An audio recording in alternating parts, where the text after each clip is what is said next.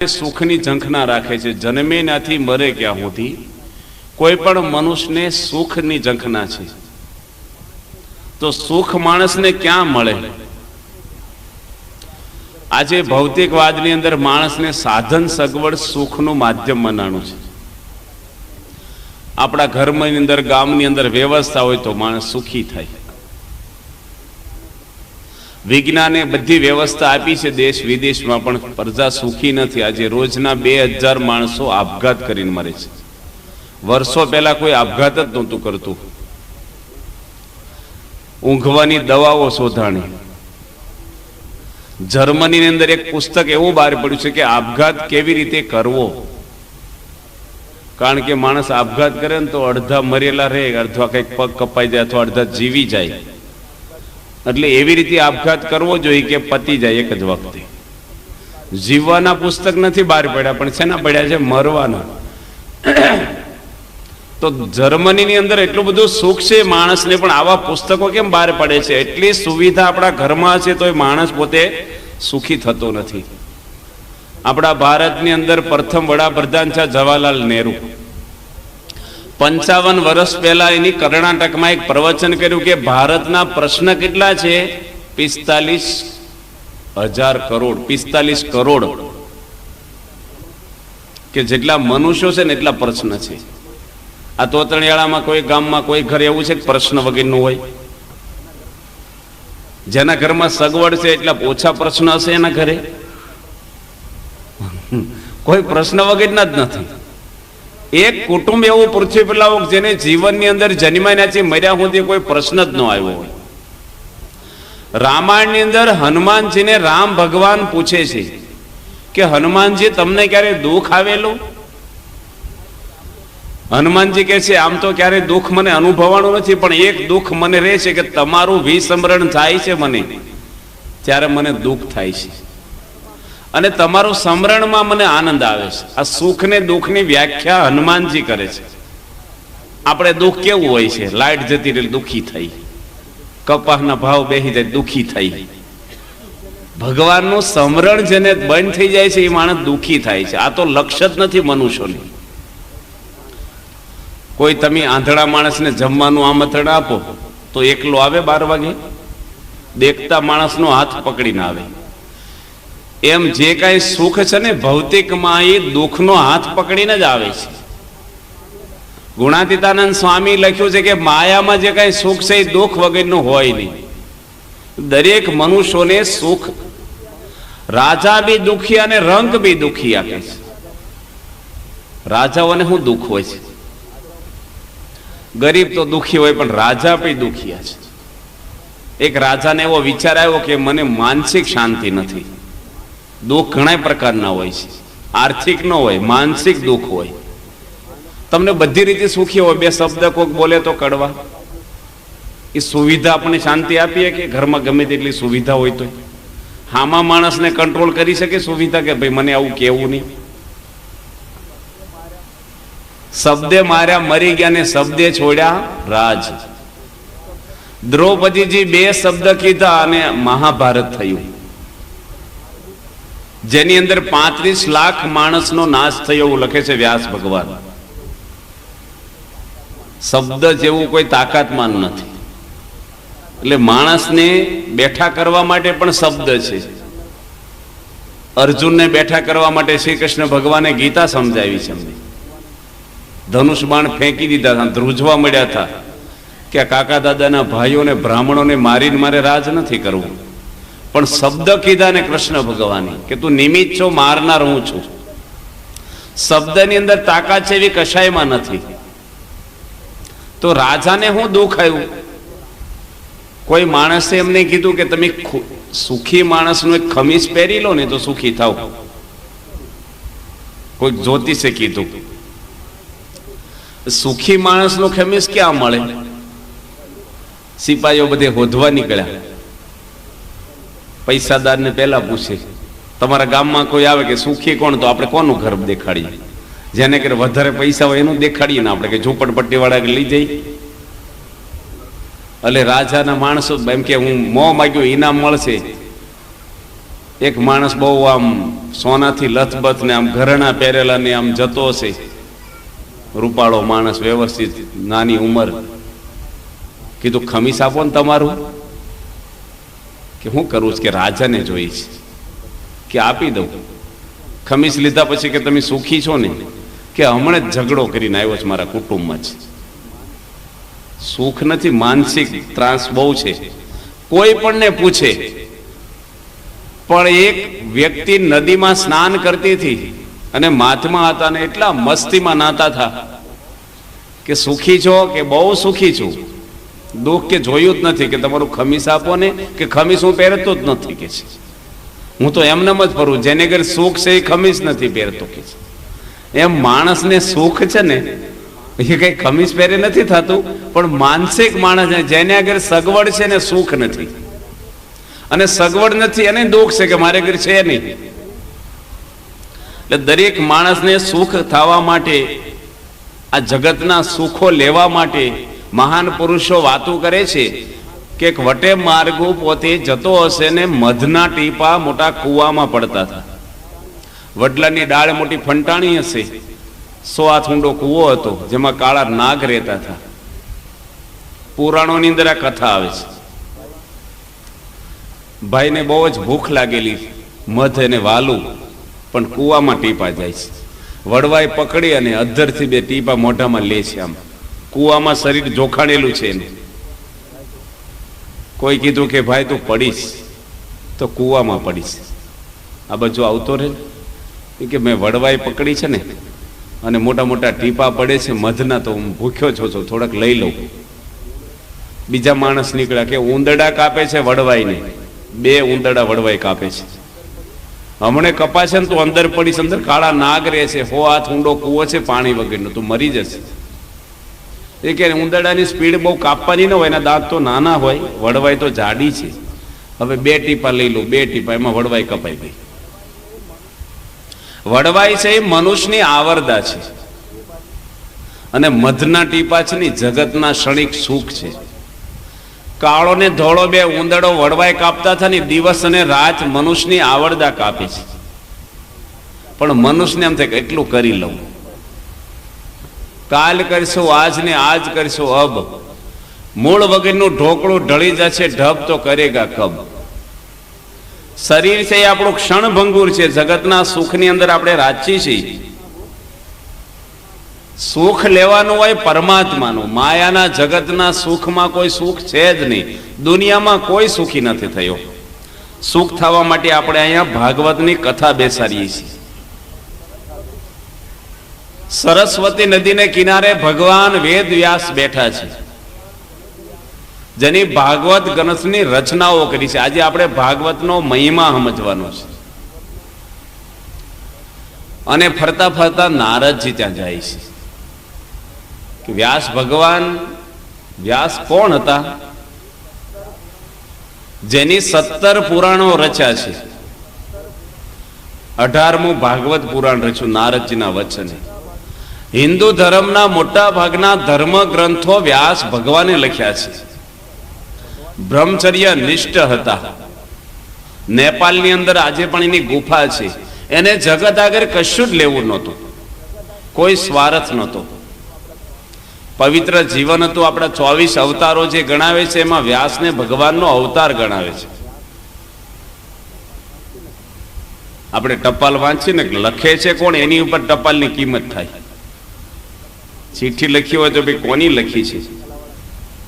2 શાક બકાલા વાળા ચર્ચા કરે કે છાપામાં ન આવે, પણ 2 દેશના વડાપ્રધાનો ભેગા થઈને ચર્ચા કરે ને એને હાઇલાઇટ કરે. એમ વ્યાસ ભગવાને ભાગવત લખ્યું છે. વ્યાસ હતા કોણ? પરાશર ઋષિના પુત્ર હતા.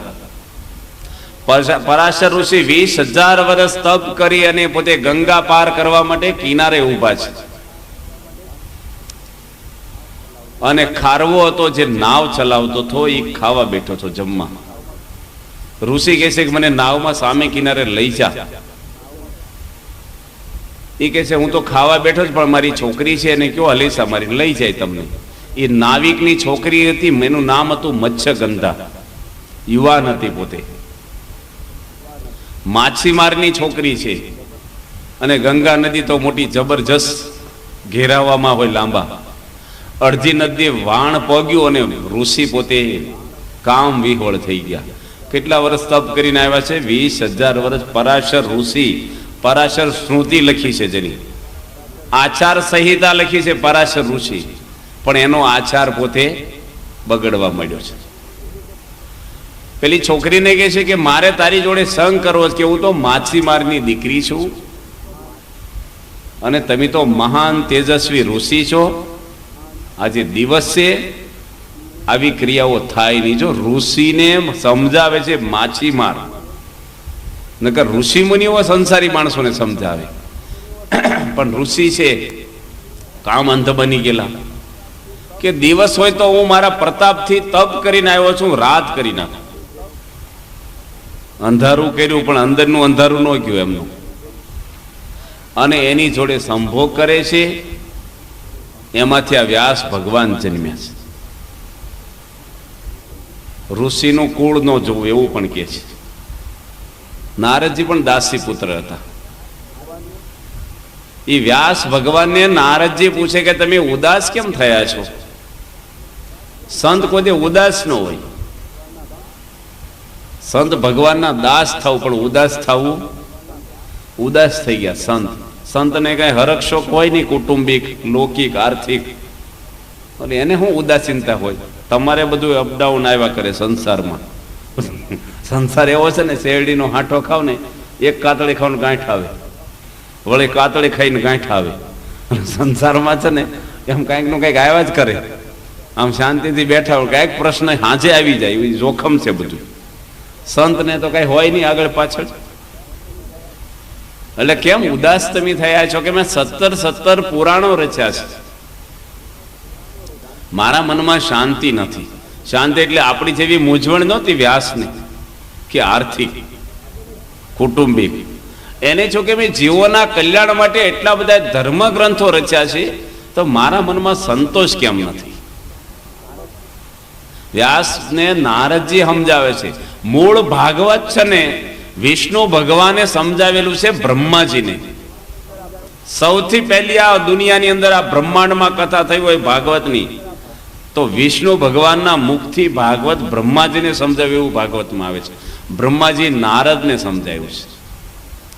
નારદજી પોતે વ્યાસને વાત કરે છે આ ભાગવતની, ચરિત્રોની. 4 શ્લોકનું ભાગવત હતું. અને વ્યાસ પોતે કોને સમજાવવાના છે? એના દીકરા સુખદેવજીને.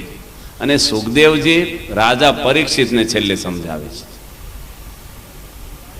એટલે કે છે કે તમે બધા જે પુરાણો રચ્યા છે, પણ તમે પ્રગટ ભગવાનના ચરિત્રનો એક ગ્રંથ રચો, જેમાં શ્રી કૃષ્ણ ભગવાન જે પૃથ્વી પર પ્રગટ છે એના લીલા ચરિત્રનો એક ગ્રંથ તમે કરો, તો એ લીલા ચરિત્રમાં મનને શાંતિ થશે, તમને પણ સંતોષ થશે. ચરિત્રથી માણસને પણ ભગવાન તરફ વળાણ થશે એનું. અને વ્યાસ ભગવાન આ ભાગવતની રચનાઓ કરે છે. વ્યાસ ભગવાનના દીકરા હતા સુખદેવજી. સુખદેવજીની કથા પણ આપણે સાંભળવી જોઈએ કે સુખદેવજી કોણ હતા જે પરીક્ષિતને ભાગવત સંભળાવવાના છે. સુખદેવજી પોતે આગલા જન્મમાં પોપટનું બચ્ચું હતા. આપણે અમરનાથની જાત્રા કરવા લોકો જાય છે. અમરનાથની ગુફામાં મહાદેવજી ને પાર્વતીજી બિરાજમાન છે. મહાદેવજીના ગળામાં બધી રૂંઢ માળાઓ પહેરી છે. રૂંઢ માળા કહેતા માણસની ખોપરીની માળા શંકર ભગવાને પહેરેલી છે. પાર્વતીજી પ્રશ્ન કરે કે મહાદેવજી, આ તમે માળા છે ને પહેરી છે? કે ખોપરીઓની માળા છે આ બધી, રૂંઢ માળા. કે કોની ખોપરી છે એટલી બધી? કે તારી જ ખોપરી છે આ બધી. તું મરી જાશો ને તારે હું ખોપરી મારા ગળામાં પહેરી લઉં છું માળા રૂપિયાની. એટલી બધી વાર હું મરી છું? કે હા. પાર્વતીજી કહે છે કે મહાદેવજી તમારી ખોપરીઓની ક્યાં છે? મહાદેવજી કહે તો હું તો મરતો જ નથી, અમર છું. પાર્વતીજી કે એવું કેવું? કે હું મરી જાઉં ને તમે અમર રહો, મને પણ અમર વિદ્યાનું જ્ઞાન આપો ને. અમરનાથની ગુફા એટલે કહેવાય છે ત્યાં કુદરતી બરફનું લિંગ થાય છે. અને અમર વિદ્યાનું જ્ઞાન મહાદેવજી પાર્વતીજીને ત્યાં આપ્યું એટલે લોકો અમરનાથની જાત્રા કરવા જાય. જ્ઞાન કોઈ નથી સાંભળતું ત્યાં જઈ, ખાલી પગે લગીને પાછા આવે. તમે દવાખાનામાં આંટો મારીને પાછા આવો તો રોગ મટી જાય, રહોડામાં આંટો મારીને પાછા નીકળી ભૂખ જાય. તીર્થો આ રીતે જ થાય છે. એટલે માણસના પરિવર્તનો નથી થતા. પાર્વતીજી પ્રશ્ન પૂછો કે મને અમર વિદ્યાનું જ્ઞાન આપો, અને મહાદેવજી પોતે વિચાર કર્યો કે અમર વિદ્યાનું જ્ઞાન પાર્વતીજીને મારે આપવું છે, કારણ કે એને ભૂખ છે. પણ બીજા કોઈ સાંભળી ન જાય એટલે એની ડમરું વગાડ્યું. કારણ કે અમુક દવા છે ને અમુક માણસને જ દેવાની હોય. બાળકની દવા જુદી હોય, અમુક હઠીલા રોગ હોય, દવા અમુકને પછી જતી હોય, એને સ્ટીરોઇડ વાળી સ્ટ્રોંગ ડોઝ આપે. એમ મહાદેવજી કે ભાઈ આ જ્ઞાન છે ને કોઈક અપાત્ર સાંભળી જશે, એટલે એની એવું જોશમાં ડમરું વગાડ્યું મહાદેવજી. એટલે બધા પ્રાણીઓ, પશુઓ, પક્ષીઓ, મનુષ્યો જે કાંઈ એટલા જોજનોમાં હતા ને બધા ભય પામીને ભાગી ગયા. અને પાર્વતીજી સાંભળે છે ને શંકર ભગવાન એને જ્ઞાન આપે છે અમર વિદ્યાનું. મૃત્યુ થાય જ નહીં. મરવું તો સુખદેવજી એવી રીતે કહે છે કે એવું મરવું કે ફરીને મરવું ન પડે. એ મર્યો કહેવાય માણસ. આપણે મરીએ ને એ ખોટું મરીએ છીએ, ફરીને મરવાનું જ પાછું જન્મી. પણ માણસ એવી રીતે મરે કે ફરીને એને મૃત્યુ જ ન આવે. મહાદેવજી જ્ઞાન આપવા માંડ્યા અને થોડી વાર પછી હોંકારો છે ને કોઈ બીજે આવ્યો. કથામાં પેલા હોંકારા હરે હરે કરતા પહેલાના જમાનામાં. અત્યારે મજા ન આવે કોઈક વચ્ચે આવું બોલે તો. મહાદેવજી વિચાર કર્યો કે અવાજ કેમ બદલાઈ ગયો, કારણ કે આંખો બંધ કરીને જ્ઞાન આપતા છે. અને જોયું તો પાર્વતીજી પોતે ઊંઘે છે. આ કથામાં ઊંઘે આવે. અમુક ઝીણું જ્ઞાન એવું હોય ને તમને દ્રષ્ટાંત પ્રસંગ કે અમુક કંઈક એવું નોખે ને એટલે માણસને ઝોલા ચડે. અને કથા છે ને ભક્તાણી છે. નિંદ્રા દેવી આવે ને કુંભકર્ણમાં માગી લીધું એટલે માણસને સેજે સેજે ઊંઘ આવે. કથાનો અવળો અર્થ શું થાય? થાક લાગે. થાક ઉતરે ખરો.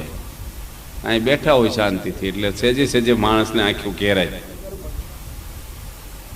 શંકર ભગવાન આંખો ખોલીને જોયે તો પાર્વતીજી ઊંઘે છે. જગાડ્યા, જ્ઞાન સાંભળવા બેઠા છો તમે અને ઊંઘો છો?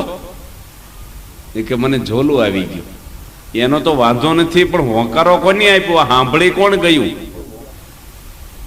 એકદમ મહાદેવજી આમ ચારે બાજુ જોવા મળ્યા ને તો એક વૃક્ષ, કારણ કે અમરનાથની ગુફા ત્યાં છે જંગલમાં. એ જમાનામાં એવી ઝાડીઓ બધી હતી. ગુફામાં એક પોપટનું બચ્ચું બેઠેલું, કારણ કે એ ઉડ્યું નહોતું, એને પાંખો જ ફૂટી નહોતી, એટલે કેવી રીતે ઉડે?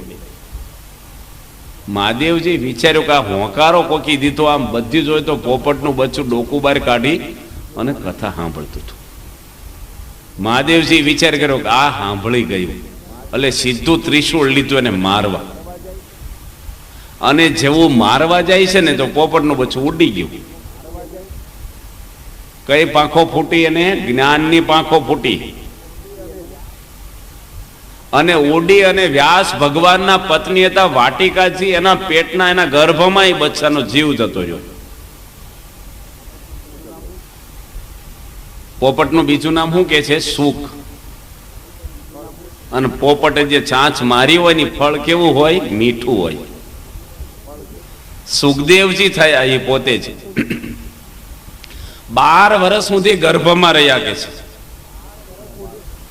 સામાન્ય માણસ 9 મહિના બાળકે જન્મે, 9 થી 10 મહિને વધી. કેટલા મહિના રહ્યા? 12 મહિના સુધી. હિરણાકશ્યપુ ને હિરણાક્ષ 100 વર્ષ સુધી રહ્યા, એવું ભાગવતમાં લખ્યું છે. માના પેટમાં 100 વર્ષ રહ્યા. એ હારું ને જલ્દી બહાર ન આવવાનો ઉપાધિ કરે રેલી. એટલે સુખદેવજી પોતે માના પેટમાં છે ને વ્યાસ ભગવાન કેશી વ્યાસના દીકરા થયા ને. વાટિકાજી વ્યાસના પત્ની હતા. પહેલાના જમાનામાં છે ને સ્ત્રીના સંગથી ઉત્પત્તિ નહોતી થતી, મંત્રથી પણ થતી, ઔષધિથી પણ થતી, સતીના સતથી પણ પુત્રો ઉત્પન્ન થતા, યજ્ઞથી પણ ઉત્પન્ન થતા. વ્યાસ ભગવાન કહે છે કે તમે બહાર આવો કારણ કે તારી માને કેટલો ભાર લાગે, તું 12 વર્ષથી માના પેટમાં છો. સુખદેવજી કેવા પુરુષ હતા? અમર વિદ્યા એટલે આત્માનો નાશ નથી થતો. કોઈ મનુષ્ય દુનિયામાં મરતા જ નથી કે છે. આપણે બાળવા જઈએ છીએ ને, કોને બાળો છો? તમે શરીરને, ખોખાને બાળો છો, મનુષ્યને ક્યાં બાળો છો? ફલાણા ભાઈ ગયા એટલે નામ ગયું છે માણસને, બીજું કઈ નથી જતું. કોઈ મરતો જ નથી એવું લખે છે ગીતાની અંદર. શ્રી કૃષ્ણ ભગવાન કહે છે જેમ કપડા બદલાય ને એમ માણસના શરીરો બદલાય છે. ઘણા ગામડામાં કહેવત છે, કોઈક મરી જાય ને પછી કે અમારા દાદા દેખાય છે. તો એટલે હળગાવી દીધા, રખ્યા થઈ ગઈ, પછી દેખાણા કેમ ના? હાવ ધૂળ થઈ ગયા, ઉડી ગઈ રખ્યા, તમે નજર સામે બાળ્યા, પછી કેવી રીતે દેખાણા? તો કોઈ મરતું, તમે જૂના ઘરમાંથી નવા ઘરમાં રહેવા જાઓ તો મરી ગયા કહેવાઓ. અહીંથી સુરત કે ભાવનગર જાઓ તો મરી ગયા કહેવાઓ, ઘર ખાલી કરીને. આ શરીર ખાલી કરીને આ જીવ બીજા ખોળિયામાં જાય છે. 5 તત્વ અનાદિના લખ્યા શાસ્ત્રોમાં. જીવ અનાદિનો છે. અનાદિનો એટલે એની ઉત્પત્તિ નથી થઈ ક્યારે. આ મકાનની ઉત્પત્તિ, તમારું ગામ અનાદિનું નથી, કારણ કે ગમે ત્યારે યુગો પહેલા પણ બનેલું ગામ છે આ. અને ગમે ત્યારે આનો નાશ પણ થાય. કઈક ભૂકંપ થાય, અતિવૃષ્ટિ અનાવૃષ્ટિની અંદર નાશ પણ થઈ જાય. જીવનો નાશ નથી થતો. જીવ અમર છે. એટલે સુખદેવજીને આ જ્ઞાન આપ્યું મહાદેવજી કે જીવ અનાદિનો છે, માયા પણ અનાદિની છે. 5 તત્વની વાત કરતા જીવ અનાદિનો, માયા પણ. ભગવાન રામના વખતમાં સતયુગ હતો, માયા હતી કે નહોતી? બહાર તો હતી, એના ઘરમાં હતી. રાવણને તો હતા માયાવી, પણ મંથરા માયાનું સ્વરૂપ હતું. શ્રી કૃષ્ણ ભગવાન હતા ત્યારે માયા હતી. કળયુગમાં માયા છે એવું નથી. અમુક વસ્તુથી દૂર રહો તો તમે સતયુગમાં જ છો. એ ભાગવતની અંદર કથા આવશે આપણે. માયા પણ અનાદિની. માયાનો કોઈ નાશ થતો જ નથી. આપણામાંથી માયાનો કદાચ નાશ થાય, પણ આખી દુનિયામાંથી થાય છે. એટલે અનાદિ તત્વ છે. ઈશ્વર પણ અનાદિના છે. ઈશ્વર એટલે દેવતાઓ. બ્રહ્મ તત્વ અનાદિનું છે ને પરબ્રહ્મ તત્વ અનાદિનું છે. આ જ્ઞાન પાર્વતીજીને મહાદેવજી આપતા હતા, અને સાંભળી ગયો કોણ? પોપટ. સુખદેવજીને વ્યાસ ભગવાન કહે છે કે તમે બહાર આવો ને, જ્ઞાન સાંભળ્યું છે ને. એ બોલ્યા, અંદર રહીને બોલ્યા. માના પેટમાં બાળક બોલે કે હું બહાર આવું ને તો મને બધા સંબંધીનું બંધન થઈ જાય. મમતા થાય છે ને આપણે, હગાવાલાનું બંધન છે. હું ને મારું એ બે જ માયા લખી છે ટૂંકમાં. અથવા એવું ભગવાને લખ્યું છે કે ભગવાન ભજવામાં આડું આવે એ માયા છે, અને બે જ આડું આવતું હોય, હું અને આ મારું. આ બેમાંથી જ બધું પછી વિસ્તાર થાય છે. સુખદેવજી કહે છે હું બહાર આવું તો મને બંધન થઈ જાય. વ્યાસ ભગવાન હતા, એ કહે છે કે હું તમને વચન આપું છું કે તમને બંધન નહીં થાય. તમે જન્મો બહાર, કઈ દીકરો છે ને કઈ હતો નહીં, આશા તો હોય ગરસ્તને. અને જેવા સુખદેવજી જન્મ્યા ને એવા દોડવા મળ્યા. કે છે માણસ ને દુનિયામાં એટલો કમજોર હોય છે ને કે એને ચાલતા 10 મહિના લાગે છે. ગાયનું વાછડું જોજો, જન્મે ને બીજે દાડે હાલવા મળે, તરત ઊભું રહેવા મળે આમ થોડી વારમાં જ. અને મનુષ્યને બેહતા શીખવાડવો પડે, પડી જાય બેસી નો એક. સુખદેવજી તો એવા સિદ્ધ પુરુષ હતા ને, જેવા જન્મ્યા એવા દોડવા જ મળ્યા.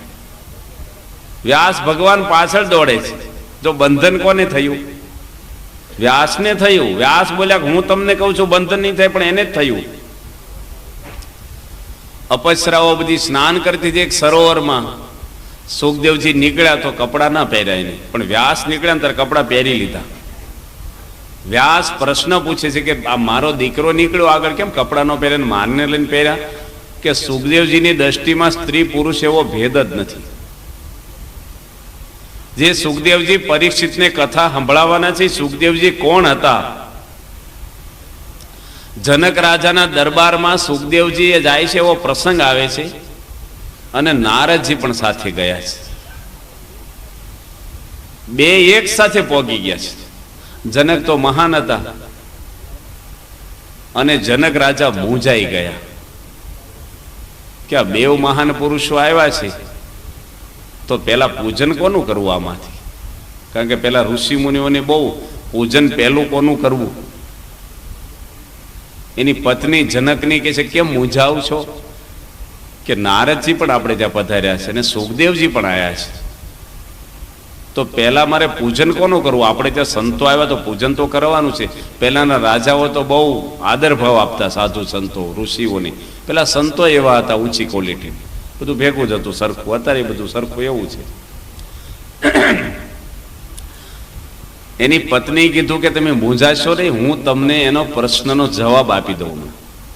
પેલા કોનું પૂજન કરવું? અને રાણી તો શણગાર સજેલી તૈયાર હોય, સીધી જ જઈ અને બે હિંડોળે બેઠેલા સુખદેવજી ને નારદજીની વચ્ચે જઈને બેસી ગઈ જનકની પત્ની. નારદજી ભાગ્યા અને સુખદેવજી બેઠા રહ્યા. જનકની પત્ની કહે છે કે આ સુખદેવજીની પહેલી પૂજા કરો. કે નારદજીને ખબર છે કે આ સ્ત્રી છે ને મને કદાચથી આભડછેડ તો ન કહેવાય, પણ કાંઈક મને મનમાં આઘું પાછું થશે. અને નારદને એકવાર થયું છે એવી કથા આવે છે. અને સુખદેવજીની દ્રષ્ટિમાં સ્ત્રી હું ને પુરુષ હું ભાવ જ નથી. કારણ કે સ્ત્રી છે એ પણ હાડપિંજર છે, ચામડું મટ્યું છે, અને પુરુષ પણ એ છે. આ કીડિયું જતી હોય આપણે લાગે છે, યુવાન કોણ ને બાળક કોણ, રૂપાળી કોણ. મહાન પુરુષની દ્રષ્ટિમાં કોઈ ભેદ જ નથી હોતો. તો આવા સિદ્ધ પુરુષ સુખદેવજી હતા જે પરીક્ષિત રાજાને કથા સંભળાવવાના છે. એ સુખદેવજી જ્યારે ભાગ્યા ને ત્યારે વ્યાસ ભગવાન વૃક્ષોમાં રહીને બોલે છે કે હે પુત્ર તું ઉભો રહી. સુખદેવજી વૃક્ષોમાં રહીને જવાબ આપે છે. મહાન પુરુષો ગમે તેમાં પ્રવેશ કરી શકે. વ્યાસ ભગવાન કહે છે કે તું ગુરુ કરીને તો જનક રાજાને કરજે, જા તો ભલે જા. સુખદેવજીને વિચાર્યો કે રાજાને મારે ગુરુ કરવાના?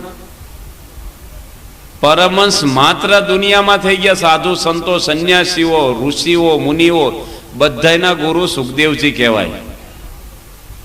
બધાનો આદર્શ પૂરો પાડે સુખદેવજી સિદ્ધ પુરુષ. અને ગરસ્ત તમે સંસારી માણસો માટે બધા માટે આદર્શ હોય દુનિયામાં તો જનક રાજા છે.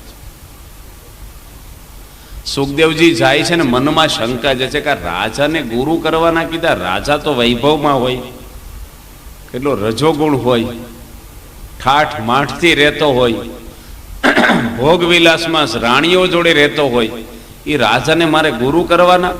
એટલે જનક રાજાના દરબારમાં જાય છે ને પ્રશ્ન પૂછે છે કે તમે રાજમાં રહ્યો છો ને ભગવાનને કેવી રીતે સંભાળો છો અખંડ? તમારું મન ભગવાનમાં કેમ રહે છે? જનક રાજા જવાબ નથી દેતા કે પહેલા તમે જમી લો પછી હું જવાબ આપું તમને. 25 મણ પથ્થરની શિલા ઉપર એક દોરાના આધારે લટકાવી દીધી જનક રાજાએ પોતાની યોગ શક્તિથી, અને નીચે સુખદેવજીને ખાવા બેસાડ્યા. ભાવે અને પથ્થર આમ હલે હો, આમ પાંદડાની જેમ જમવા બેસાડ્યા ને પેલો જમે છે સુખદેવજી, પણ મન છે મારે એનું આમ પથ્થર ઉપર જ રહે કે આ દોરો તૂટે સેન્ડવિચ થઈ જઈશું આપણે ચેપાઈ. આમ બિચારા આમ ખાય પણ આમ એટલો ફફડાટ એને થાય છે. જમીન બહાર આવ્યા. થોડી વાર પછી સુખદેવજી પૂછે છે કે જનક મારા પ્રશ્નનો જવાબ આપો ને. કે હું તમને સામે પ્રશ્ન એક પૂછું કે તમે શું જમ્યા? શું જમ્યા એ યાદ નથી, શેમાં ખાધું એ યાદ નથી, મને છે ને પથ્થર જ દેખાતો છો આમ જમતા જમતા. જનક રાજા કે તને પથ્થર દેખાતો ને એમ મને ભગવાન દેખાય છે. આ જવાબ પ્રશ્નનો. રાજમાં મને કાંઈ મોહ નથી. તો આવા સુખદેવજી સિદ્ધ પુરુષ ભાગવતની કથા પરીક્ષિત રાજાને સંભળાવે છે. કથાનો શાસ્ત્રમાં ખૂબ મહિમા લખ્યો છે. દુઃખને હરે ને સુખને હરે એ ભગવાનની કથા છે. ભગવાનના લીલા ચરિત્રની અંદર શાંતિ છે. શ્રીમદ ભાગવત છે એ વૈષ્ણવો ભગવાનનું સ્વરૂપ માને છે, વાંગમય સ્વરૂપ કે છે ભગવાનનું. આખા દુનિયામાં વધારેમાં વધારે કોઈ પણ ગ્રંથની પારાયણો થતી હોય તો શ્રીમદ ભાગવતની થાય છે. ભાગવતની અંદર 12 સ્કંદ છે, એ 12 અંગ છે ભગવાનના. 18,000 શ્લોકો અંદર આપેલા છે. ભાગવતની કથા ભગવાન સ્વામિનારાયણ પણ કાયમ માટે કરાવતા, એમની જોડે રાખીને. પ્રાગજી પુરાણીને દીનાનાથ ભટ્ટ એક એવા થઈ ગયા ભગવાન સ્વામિનારાયણના ભક્ત, જેની આખું ભાગવત મોઢે કરી નાખ્યું હતું. આ દુનિયામાં ઋષિ મુનિઓ સિવાય, સુખદેવજી સિવાય કોઈ ભાગવત કંઠસ્થ નથી કર્યું. 18,000 શ્લોક 200 વર્ષ પહેલા જ મોઢે બોલી જતા. અંગ્રેજો એને ઇનકાબ આપેલો એ જમાનામાં. તો આવું શ્રીમદ ભાગવત પવિત્ર ગ્રંથ છે. ભાગવતની અંદર મહિમાની અંદર એક બીજી પણ એવી કથા આવે છે કે ધંધુકારી નામનો આત્માદેવ નામનો એક બ્રાહ્મણ હતો. તુંગભદ્રા નદીના કિનારે પોતે ગયો, કારણ કે એને કોઈ સંતાન નહોતું. દીકરો ન હોય એટલે ગરસ્થને બહુ ખોટ જણાય સંસારમાં. મારું પિંડ દાન કોણ દેશે,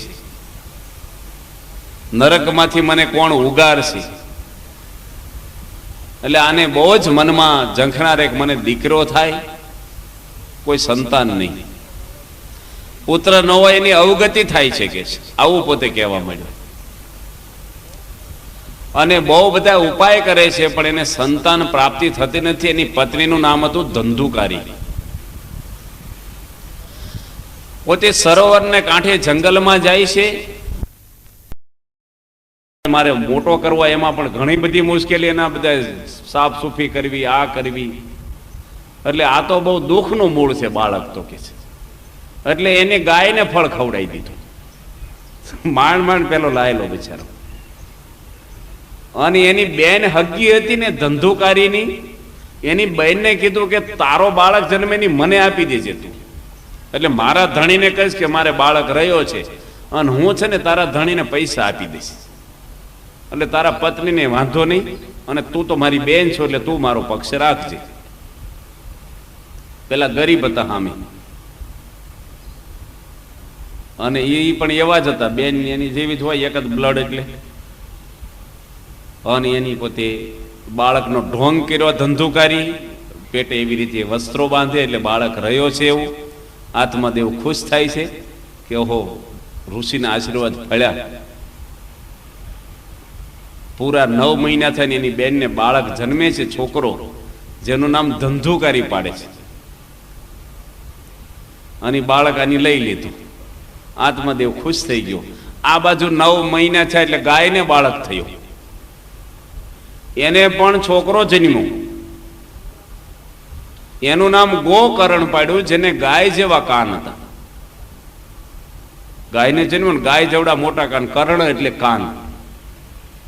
બહુ સંસ્કારી છોકરો થયો. ઋષિનો ફળનો દીકરો હતો. અને પેલો થયો અને હરામ વૃત્તિનો થયો, ધંધુકારી. એની પત્નીનું નામ ધૂંધળી હતું અને ધંધુકારી છોકરાનું નામ હતું. અને બાળક સ્કૂલમાં બેહાર્યો ને ત્યાંથી છોકરાને મારવા માંડ્યો, ચોરી કરવા માંડ્યો, ગામમાં અનીતિ કરવા માંડ્યો. અને એકનો એક બાળક એટલે થોડો ટાઈમ તો સહન કર્યું ને સંસ્કાર આપે. આત્માદેવ નામનો બ્રાહ્મણ પણ પેલો તો, કારણ કે તમે મરચી ને ખાંડનું પાણી નાખો તો ગળ્યા થાય થળિયામાં, એ બીજ જ ખરાબ એનું આસુરી.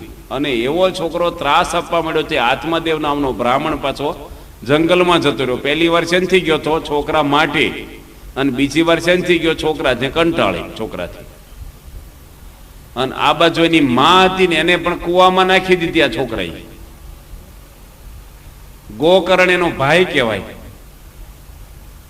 એ કંટાળીને તીરથ કરવા ચાલ્યો ગયો. આ બાજુ આ 5 વેશ્યાઓ ઘરમાં રાખતો થઈ ગયો. બ્રાહ્મણનો દીકરો ક્યાંકથી બધું પૈસા લઈ આવે, કારણ કે બધું પોષણ કરવાનું, મજૂરી કરવી ગમે ને, એટલે ચોરીઓ કરવા માંડ્યો. રાજાનો ખજાનો તોડીને ધન લાવ્યો. આ ભાગવતમાં બધી કથા, ભાગવતના માધ્યમમાં બધા શબ્દો લખેલા છે. વેશ્યાઓએ વિચાર કર્યો કે રાજાનો ખજાનો તોડ્યો ને પગેરું આવશે ને તો આપણું આવી બનશે. અને થોડો થોડો પૈસો આપે છે, અને આજે વધારે પૈસો આવ્યો છે તો વેશ્યાઓએ 5 મળીને અને ખાટલા હાથે બાંધી દીધો અને એને મારે છે. એનો જીવ જાતો નથી. એની ઉપર હળગતા અંગારા આંખમાં ને મોઢામાં મૂકે છે અને અપમૃત્યુથી એને માર્યો. આ બાજુ ગોકર્ણને ખબર પડી જાત્રામાં, હરદ્વારમાં પોતે ગયો હતો ફરતો ફરતો, ત્યાં ખબર પડી કે મારા ભાઈનું મૃત્યુ થયું છે. ગયાજીમાં એની શ્રાદ્ધ કર્યો એના ભાઈનું, અને ફરતો ફરતો વરસ પછી ઘરે આવીને સૂતો છે ને તો રાત્રે જાત જાતના અવાજ આવવા માંડ્યા. બિહામણા, કોણ છો તું? કે તારો ભાઈ, ધંધુકારી છું. કે તું અહીંયા કેમ બોલે? તું તો મૃત્યુ પામ્યો છો ને કે હું ભૂત થયો છું. કે તારું ગયાજીમાં મેં શ્રાદ્ધ કરાવ્યું છે ગંગાજીમાં. એ કે તું 1000 ગંગાજીમાં શ્રાદ્ધ કરાવીશ ને મારા તો મારી અવગતિ ટળશે નહીં. બહુ જ ઉપાય કરે છે, હું કરવું એને. પછી કે છે કે તું ભાગવતની સપ્તાહ બેહાય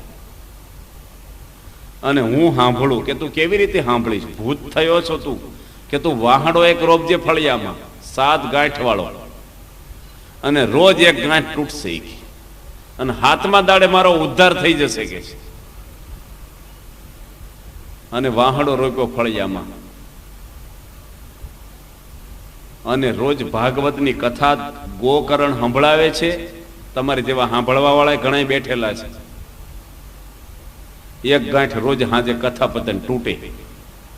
હાથમાં દાડે વિમાન આવ્યું એને લેવા માટે, 7 ગાંઠો તૂટી ગઈ. સાંભળવા વાળા કે અમારી હાટું વિમાન કેમ ન આવ્યું? કથા તો અમે સાંભળી છે. કે તમે સાંભળી છે ખરા, પણ મનન કર્યું છે? ખાલી બેહવા ખાતર બેઠા છો અને પેલો સાંભળવા બેઠો છો. તમને ભૂખ લાગી છે કથાની? આને તલપાડજો. તો એક શેઠ હતા ને, રેલવે સ્ટેશને પાણી પીવું છું. નાના નાના છોકરા પાણી વેચતા હોય ગરીબોના. છોકરાએ ભાવ પૂછ્યો પેલા શેઠે. એક સંત બાજુ પેલા રેલવે સ્ટેશને કે હું પાણીનો ભાવ છે? કે રૂપિયાનો પ્યાલો છે. શેઠ કે કંઈક ઓછા કર. તો પેલો છોકરો હાલતો જ થઈ ગયો, કોઈ જવાબ જ ન આપ્યો. કઈ એકદમ બીજે જ જતો રહ્યો. પેલા સંત એની વાહે ગયા, છોકરાને પૂછે છે કે શેઠે ઓછા કરવાનું કીધું, તું કઈ બોલ્યો નહીં, હાલતો કેમ થઈ ગયો? કે એને તરસ જ નહોતી લાગી. તરસ લાગી હોય ને ભાવ નો પૂછે, એ પાણી જ સીધું માગી લે. એમ માણસને કથાની તરસ લાગે ને. રામપરના નવાબ થઈ ગયા એક, એને ગળું ચોકઅપ થઈ ગયેલું, કફ એવો જામી ગયેલો, ગળાની અંદર કઈ બોલાય નહીં. અને લીલાધર નામનો વૈદ્ય હતો ને, એ દવા કરવા એને બોલાવ્યા. વૈદ્ય કીધું કે દવા દેખાડીને મટાડું કે ખવડાવીને મટાડું? તો બધા કે દેખાડીને મટાડી દો ને. કે લીંબુ લાવો 5 કિલો તાજા મોટા સરસ, અને બાજુમાં ટેબલ ગોઠવી અને ચપ્પુથી લીંબુ કાપવા મળ્યા. પેલા રાજાને અડીને બેસી, ઓલા નવાબને. નવાબ બેઠો બેઠો જોવે ને તો મોઢામાં પાણી છૂટવા મળ્યું. એટલે કફ પેલું થઈ ગયું, ગળું ચોક પેલું થઈ ગયું, એનું ક્લિયર. એમ આ સુખદેવજી છે ને, કથામાં પાણી છૂટે, મોઢામાં આપણે રસ ચખાડે, અંદરથી આમ આવે માણસને કથાની તલપાત. 7 ગાંઠું શાસ્ત્રમાં લખાવે છે કે તમારે આપણે બધાને 7 ગાંઠું છે. ઘર છે એક ગાંઠ છે, સ્ત્રી છે એક ગાંઠ છે, પૈસો પણ ગાંઠ છે, જ્ઞાતિ પણ એક ગાંઠ છે, ગામ પણ એક ગાંઠ છે, આપણું શરીર છે ને એક ગાંઠ છે. આ બધી ગાંઠો કથામાંથી તૂટે. અહમ ગ્રંથિ, મમત્વ ગ્રંથિ, ઈચ્છા ગ્રંથિ, સંશય ગ્રંથિ, હૃદય ગ્રંથિઓ, આ પણ ઉપનિષદમાં ગ્રંથિઓ ગળાવી છે. આપણે ગ્રંથિ ગળે આપણે, એટલે કહેતા તૂટી જાય. તો ભાગવતનો ઘણો બધો મહિમા છે કે ભાગવતની કથાથી ભૂત યોનિને પામેલો માણસ ભગવાનના ધામમાં પહોંચી ગયો. શ્રીમદ ભાગવતની કથા સુખદેવજી શરૂઆત કરે છે ને, ત્યારે દેવતાઓ અમૃતનો કુંભ લઈને આવે છે, મૂર્તિમાન. અને સુખદેવજીને કહે છે કે પરીક્ષિતને હાથ દાડામાં તક્ષક કડવાનો છે, અને એનું મૃત્યુ થવાનું છે રાજા પરીક્ષિતનું. પરીક્ષિત રાજા કોણ હતા એ કાલે કથામાં આપણે કહીશું. તો તમે એને અમૃત પીવડાવી દો, કારણ કે સ્વર્ગમાં અમૃત રહ્યું છે.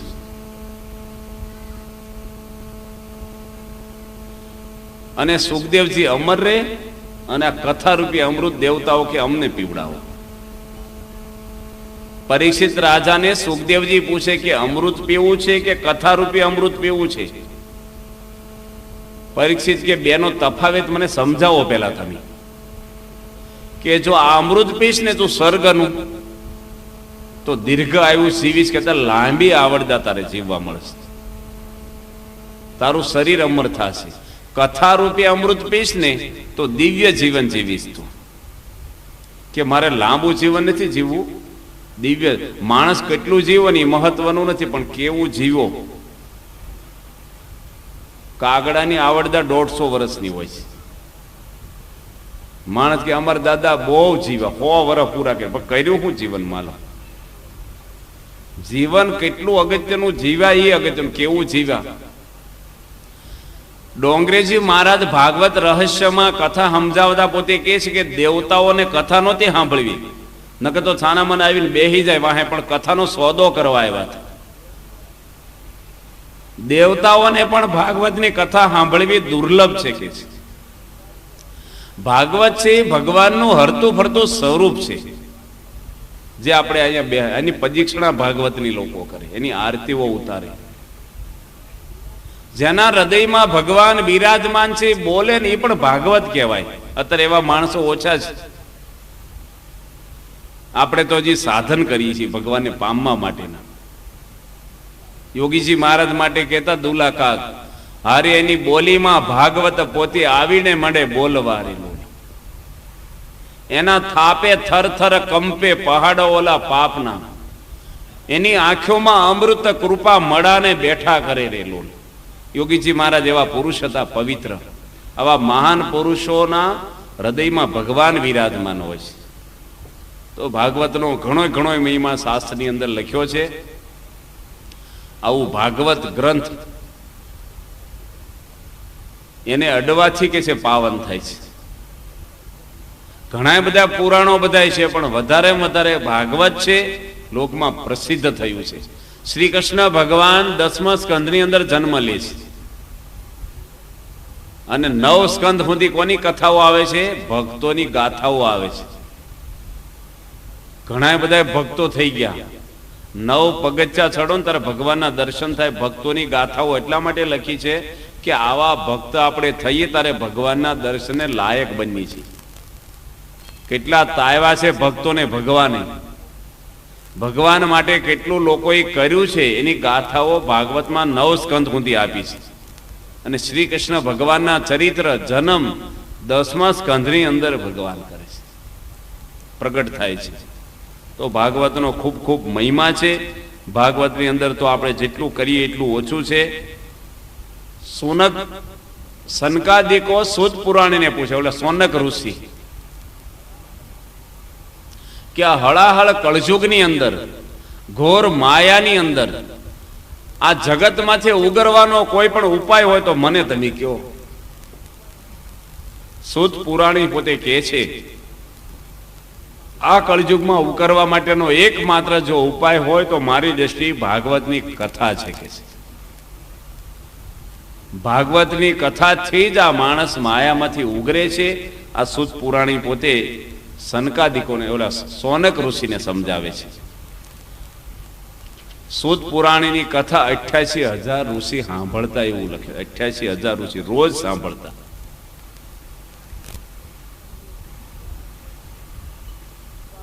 ભગવાન પોતે કહે છે કે નાહમ વસામી વૈકુંઠે યોગી નામ હૃદયમ ન છ મદ ભક્તા ગાયત્રી તત ત્રિષ્ટામી નારદ. હું વૈકુંઠમાં પણ રહેતો નથી. યોગીઓના હૃદયમાં ભગવાન કેવું નથી રહેતો, પણ મારા ભક્તો મારું ગાન કરે છે, મારો યશ ગાય છે, મારા ગુણ ગાય છે, ત્યાં ભગવાન કેવું મૂર્તિમાન આવું છું. બેઠા બેઠા ગાય ત્યાં ઊભો સાંભળું, ઊભા ગાય ત્યાં હું નાચું રહી. ભગવાનની કથા છે ને, ભગવાનની મૂર્તિ લખી છે શાસ્ત્રોમાં. મૂર્તિમાન ભગવાન કથાને જ લખી છે. ઘણી બધી કથામાં આ બધી વાતો આવે છે. ધંધુકારીને દીકરાની આશા હતી કે મને દીકરો થાય, દીકરો ન હોય તો મારી અવગતિ થાય. ધૃતરાષ્ટ્રને કેટલા દીકરા હતા? 100 દીકરાઓ હતા. દુર્યોધનની 100 ભાઈઓ કૌરવ હતા. ગતિ થઈ ધૃતરાષ્ટ્રની. એટલે ભગવાન રામ જેવા દીકરા દશરથને 4 હતા તો અંતકાળે કોઈ પાણી પાવા નહોતું. સગર રાજાને 60,000 દીકરાઓ હતા. તુલસીદાસને કબીરને ક્યાં દીકરા હતા? મીરાબાઈ, સબરીબાઈને. એની અવગતિ થઈ કઈ? દીકરા કઈ ગતિ ન કરે આપણી, ગતિ તો પરમાત્મા કરે આપણી. એટલે ભાગવતની કથા કઈ લોકના ફળ માટે નથી, પરલોક માટે કથા છે. કે પરલોક કહેતા ભગવાનનું ધામ. ભગવાન આગળ શું માગવાનું હોય? મુક્તિ માગવાની. આ કથા સાંભળીને આપણે મુક્તિ મેળવવાની છે. રાષ્ટ્રપતિ ભારતના કેટલી સત્તા છે એમની. એક વખત જેલની મુલાકાતે ગયા સુવિધા જોવા માટે. 3 વિભાગમાં જેલ વેચાણેલી.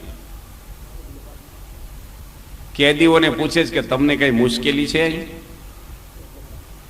અને બધા કેદીઓએ કીધું કે અહીંયા છે ને નાવા ધોવાની સગવડ નથી, કઈ હાબુ આપતા નથી નાવા, ચા પાણીનું કઈ મજા નથી આવતી, કઈક આવ્યા છો એટલી વ્યવસ્થા કરી જાઓ, અમારો સમય હરખો જાય, 20 વર્ષ રહેવાનું છે અમારે. રાષ્ટ્રપતિ કી આમને ભાઈ હાબુ આપજો, નાવા આપજો, ચા પાણી નાસ્તો આપો. રાષ્ટ્રપતિ બોલે એટલે તો ભારતના મેન માણસ કહેવાય. તરત સુવિધા કેદીઓને કરી આપી. બીજા બ્લોકમાં ગયા, તમારે કઈ? અમારે ખાવાનું સારું નથી આવતું. આ બધું સિમેન્ટ નાખીને રોટલા આપે છે ખાવાના. અને એવા મૂંઝાઈ છીએ ને અમે અહીંયા કે આને દાળ ભાત શાક રોટલી વ્યવસ્થિત આપજો. એટલે પેલા ખુશ થઈ ગયા બધા કેદીઓ કે સારું આવ્યા તો આપણે શાંતિ. ત્રીજા બ્લોકમાં કે તમારે શું મુશ્કેલી છે?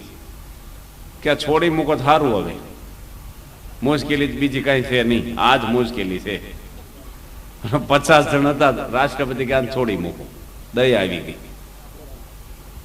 એમ ભગવાન આગળ આપણે માગીએ ને, લોકનું માગીએ, ભાઈ હાબુ પાણી, આ ઘર માગીએ ને આપણે, ભાઈ આ દીકરા થાય, કઈક વ્યવહારે 2 પાંદડે થાય, આ શરીરમાં હરખાય નથી, કઈક રોગ મટે. મોટા ભાગની ભક્તિ આ જ કરતા હોય. હનુમાનજી આગળ એક ભાઈ ગયા ને કીધું ને કે મને ₹1,00,000 આપો ને તો તમને રોજ 1 પૈસાનું તેલું ચડાવું, રોજ, કોઈ દે ભૂલું નહીં.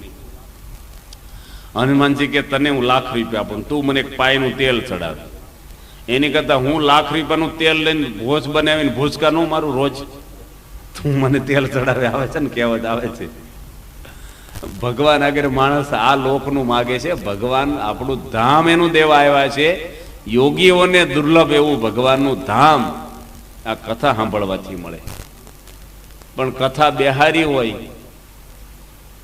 એ તો મોક્ષના માટે બેહારી છે. પણ સાંભળવા વાળા આવ્યા છે, એના માટે સાંભળવા આવ્યા છે.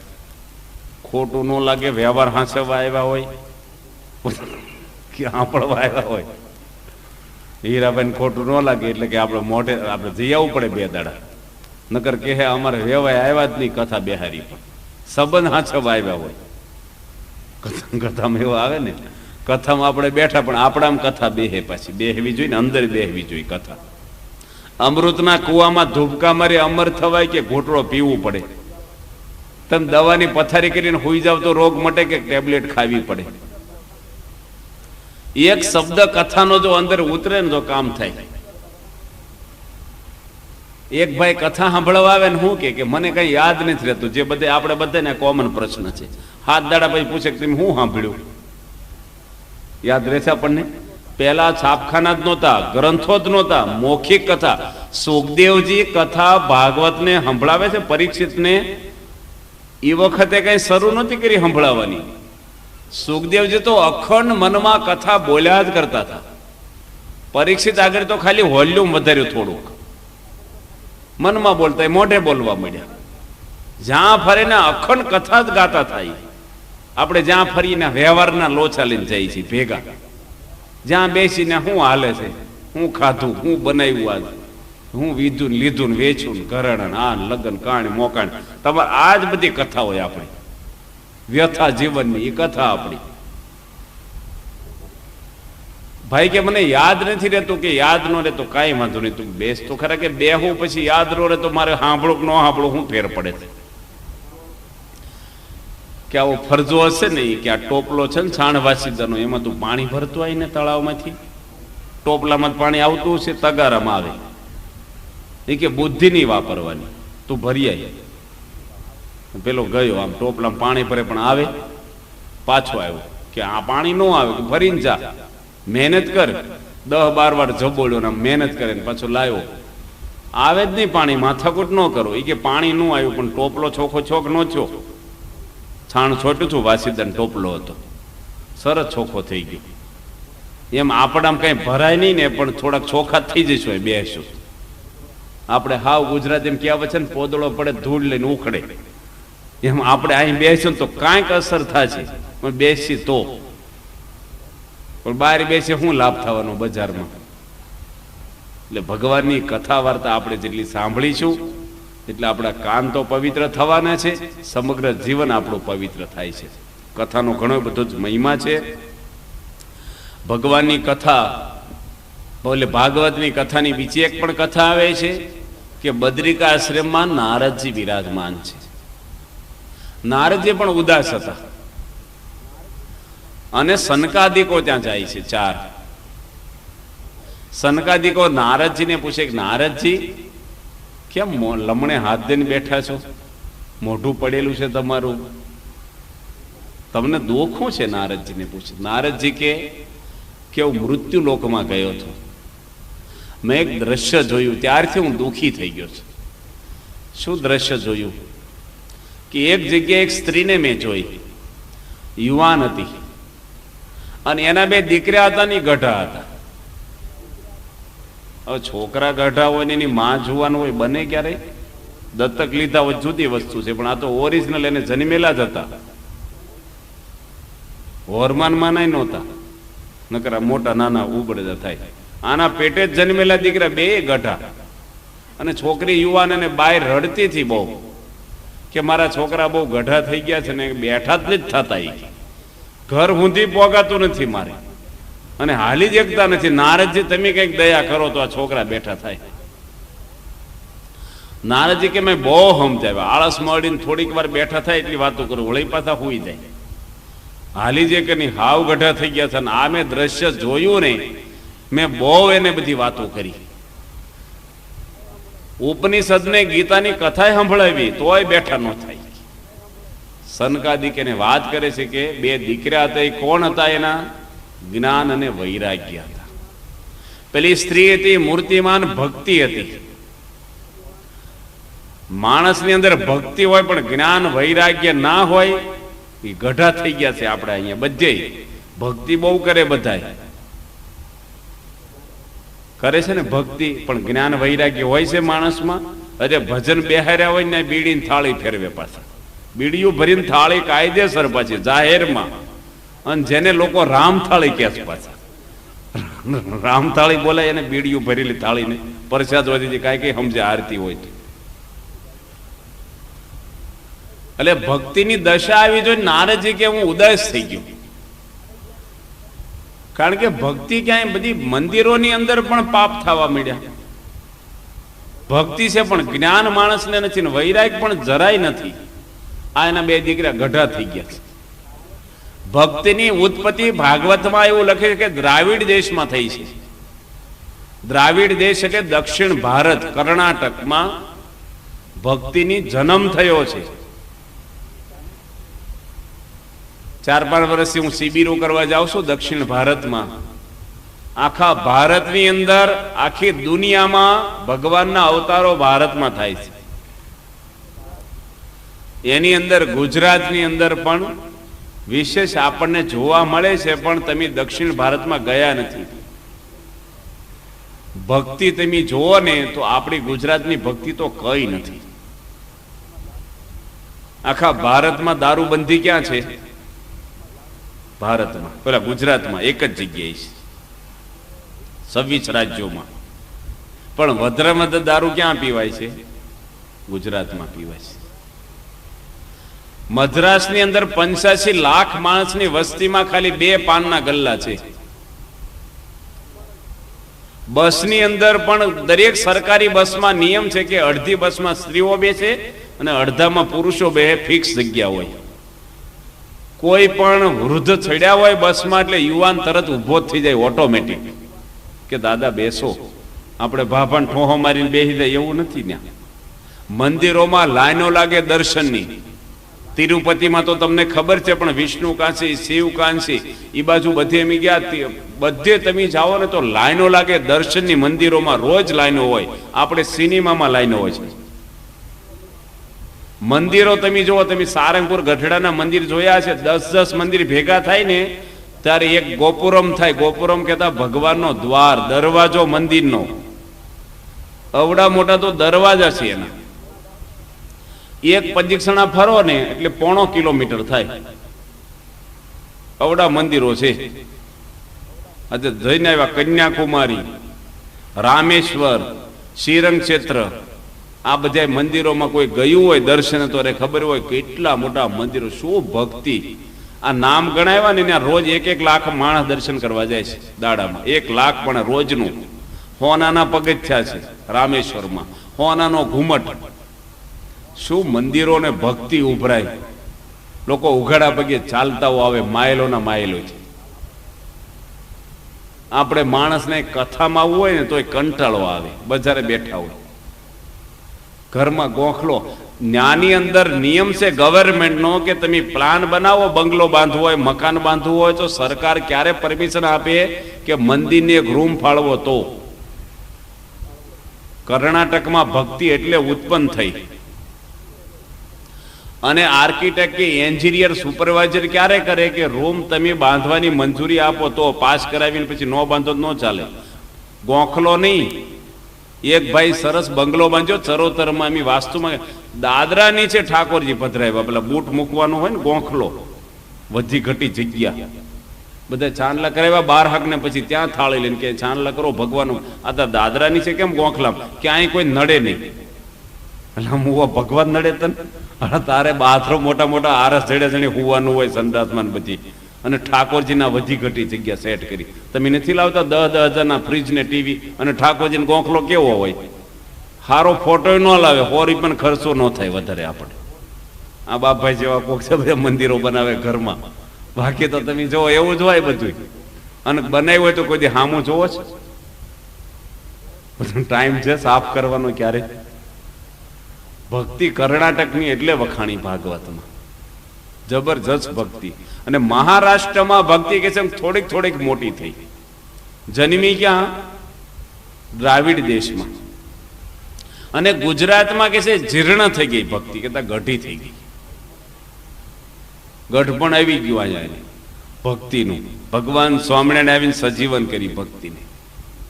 વ્યસન મુકાવ્યા, સાધુઓના દૂષણો મુકાવ્યા, મંદિરોની પવિત્રતા રાખી, બાયો ભાઈઓની મર્યાદાઓ બાંધી. સમયા ઉત્સવ, આપણા વાર તહેવારો ભારતમાં હતા જ. ભગવાન સ્વામિનારાયણે નવું કઈ નથી આપ્યું આપણને, પણ જેમાં દૂષણો હતા ને એ શુદ્ધિકરણ કર્યું. જન્માષ્ટમીના ઉત્સવો હોય તો જુગાર રમે. ભગવાન સ્વામિનારાયણે કીધું કે ભાઈ આનો તહેવાર છે, ભગવાન જન્મ્યા. યદા યદા હિ ધર્મસ્ય જ્ઞાની ભવતી ભારત. ભગવાન હું કામ આવે યુગે યુગે? કે અધર્મનો નાશ કરવા માટે આવે છે. અને જન્માષ્ટમી દાડે જુગાર રમી ધર્મ છે કે અધર્મ છે? અધર્મ તો ભગવાન પ્રગટ થાય છે ને આપણે એને ખોરાક દઈએ છીએ. અમથા નથી રમતા. જન્માષ્ટમી દાડે સ્વામિનારાયણના સાધુ જન્માષ્ટમીના દાડે નિર્જળા ઉપવાસ કરે છે. રાતના 12 વાગ્યા સુધી ઉત્સવો કરે છે. ભગવાન સ્વામિનારાયણ જન્મમાં રામનવમી દાડે તે દાડે શણગાર ડેકોરેશન ન હોય એવું જન્માષ્ટમીના દાડે મંદિરો શણગારે. લોકો કે સ્વામિનારાયણ સાધુ છે, બીજા દેવને માનતા નથી. સ્વામિનારાયણ સાધુ ભાગવત ભણે, રામાયણ ભણે, ગીતા ભણે છે, મહાભારત ભણે છે, જેની પારાયણો કરે છે. રાધા કૃષ્ણ, લક્ષ્મીનારાયણ, શિવ પાર્વતી આપણે હોનાના સિંહાસનોમાં બેહાર્યા, હનુમાન ગણપતિ વગેરે. જેની આરતી સ્વામિનારાયણ સાધુ કરે, થાળ કરે, ની જયો બોલાવે, જેને દંડવટો કરે છે.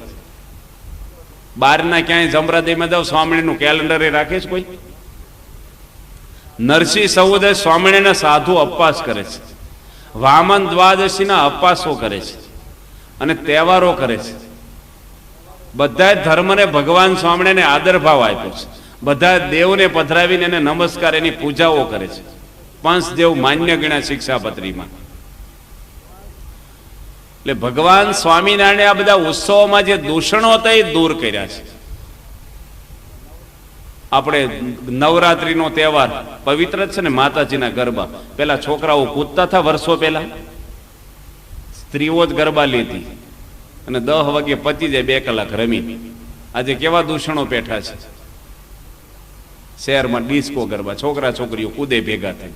માતાજીની ભક્તિ છે આ? પણ આ બધા દૂષણો આવી ગયા. બધા તહેવારો તમે જુઓ, ઘણા બધા તહેવારોમાં શિવરાત્રી દાડે ભાંગ પીવા જાય. ભાંગ પીવાય?